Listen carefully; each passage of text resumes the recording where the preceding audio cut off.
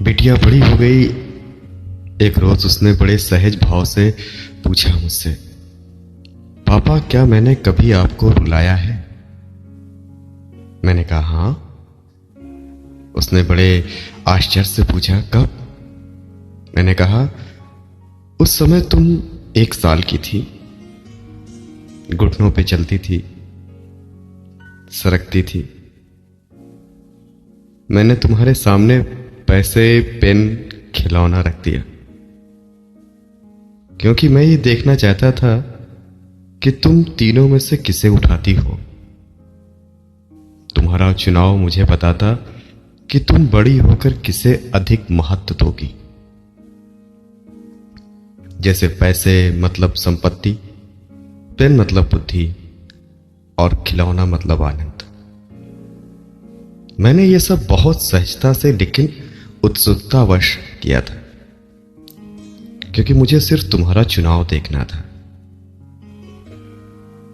तुम एक जगह स्थिर बैठी टुकुर टुकुर उन सब चीजों को देख रही थी।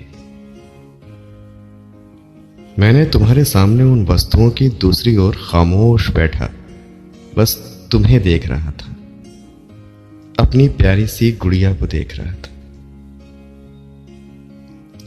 मैं देखना चाहता था कि तुम किसको चुनती हो।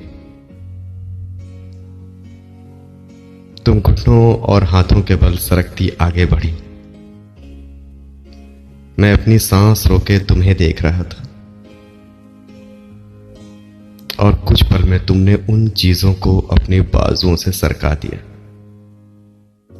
और उन्हें पार करती हुई सीधी मेरी गोद में आ गई। मुझे ध्यान ही नहीं रहा कि उन तीनों वस्तुओं के अलावा, उन तीनों चीजों के अलावा तुम्हारा एक चुनाव और भी हो सकता था। वो पहली और आखिरी बार बेटा जब तुमने मुझे रुलाया, मैं बहुत रोया। दोस्तों, सबसे अनमोल धरोहर है बेटी।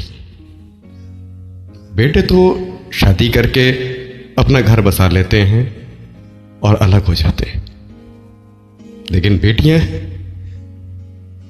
जो अपने मां बाप के साथ उनका ख्याल रखती हैं, वो ससुराल में रहें लेकिन उन्हें हर पल अपने मां बाप की याद आती है। वो सोचती है कि मैं ऐसा क्या करूं कि मेरे मां बाप हमेशा खुश रहें। बहुत बड़ी दौलत है बेटियां।